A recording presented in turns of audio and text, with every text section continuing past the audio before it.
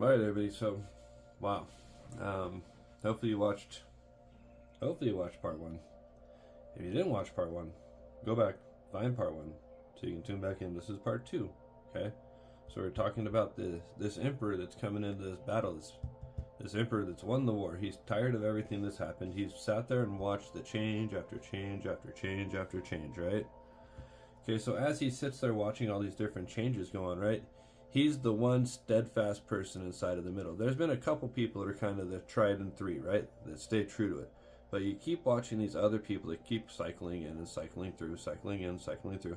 But there's just a few that always seem to stay and hang out the whole time, okay? Because look, there's a tried and true method to that. Look, we go from there to there.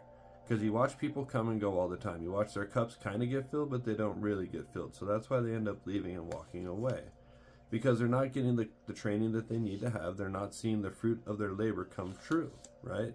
They're not seeing the fortune that they tell them that they're going to see when they come down there. They're not seeing the fortune inside of how they're doing it. They're not getting fed good information on how they need to do their jobs. So they end up wondering what's going on because they don't see that fruit of their labor. The first month they probably gets good. That's why it goes from the bird to the dog, right? Because all of a sudden everybody wants to be around you because you're the bird. Then all of a sudden you turn into a little bit of that lone wolf because all of a sudden you kind of did something a little different than everybody else. Also, they don't quite understand. They're like, what the hell is going on? They can't quite figure out. They need to make this decision to make this change, right? Because they need to get everybody in line and get everybody to want to buy in on this. But people are fighting them and walking away from it because they're not feeling like they've been treated fairly anymore. Right? Now, they're sitting there kind of wondering, like, okay, well, we've got a couple here, we have this one in the middle that's kind of been there the whole time. So how do we treat this? What's going to go on at this point? Are they going to sit down and actually enjoy the abundance that this person wants to give them? Or are they going to keep their chariots out of whack and out of line and not see the future and what they need to do to change? And how by coming together and lining everybody up and getting everybody on the same page, they're actually going to set everybody off on a new adventure. And inside this new adventure of what they're going to be doing and how it's going to be going for them, it's going to set people up for success. Maybe they're not seeing it setting them up for success. They're probably looking at it as going to be their downfall, that they're probably going to start losing. If all these people start succeeding and doing well, maybe they're worried about where their pinnacle is going to fall. See how the pinnacles are getting bigger, but that one in the center is getting smaller? Because the universe is kind of questioning what they're doing now, too. And everybody else is starting to wonder what's going to happen. Because they are out of balance. They're out of temperance. People don't quite seem to get it. They can't come out of that old cycle. They won't bring in the new change. They're stuck with that same blacked out feeling. Right? They keep thinking with their hearts, or with their heads and not their hearts. They keep thinking about themselves. That's why it's up at a point. They're not worried about everybody else. Right? They need to be, but they're not. That's why we end up in the wands, right? Because it's not their burden to carry is the way they're looking at it, right? Why should I have to worry about everybody else? Why should I have to care? It's really not their burden to carry, but if you're inside a certain position inside of your job, it is your burden to carry when people start walking away. You need to go figure out why. What is going on?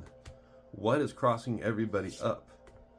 Why is people walking away from a job that you supposedly say is so great and so grand that we can do whatever we want? You really can do whatever you want, but a job is a job. Put into it what you get out of it.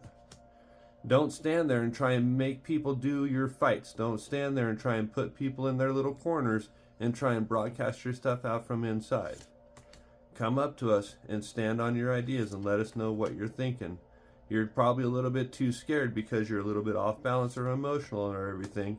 You don't quite want to come up to everybody and figure it out because you don't see the abundancy inside of the people and the staff that you probably have. You're worried about them casting judgment on you because you are stuck inside an old cycle. You are scared of that tower moment. Or maybe, no, you aren't scared of the tower moment. You are the tower moment for these people. Maybe you are the reason that they're scared to face that tower moment. That's why they're sitting there going, oh my gosh, what can I do? They're looking at you. They're staring at you. Whoop, whoop, whoop. Okay? They're wondering, are you really that tried and true person that's in the middle? Or are you just sitting there pretending to be the keys? Not really. just to understand that you really are who you say you are. You stand on your beliefs. You stand 10 toes down on what you want to do. Okay?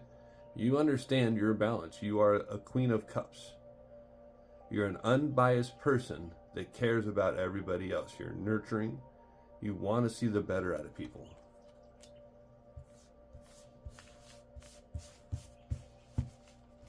So understand things, guys. Sometimes there's stars in your midst that you don't see.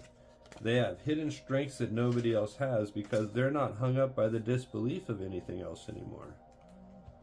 They've embraced their powers. They know that they're a hierophant in a certain shape or form. They understand the messages they put out. People want to hear. People will dig on what they want to do. Just got to give them the chance to do it.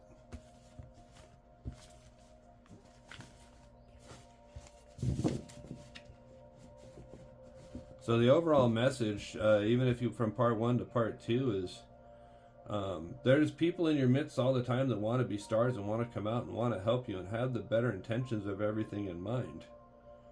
But if you're not willing to let go of the burdens or the thoughts of that person because you're just stuck on something, time to get over it.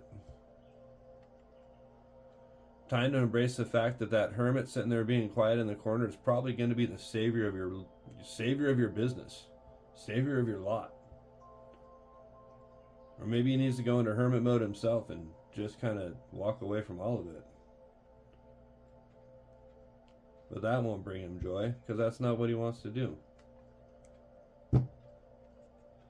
People that are hermits aren't always people that are quiet. They're people that are angelic. They're people that have known. They're people that have done their work. That's the Star of David. That's Moses with his staff, you guys. That is the gentleman that led everybody out of Egypt. Come on. All right. Thank you guys very much for tuning in. Like I said in the beginning of part 1, if you've watched all the way to this portion, I'm looking for 10 people. I'm going to do a random drawing. I'll give you guys a deck and a book. But I need 10 people. I have 1 so far, so I need 9 more.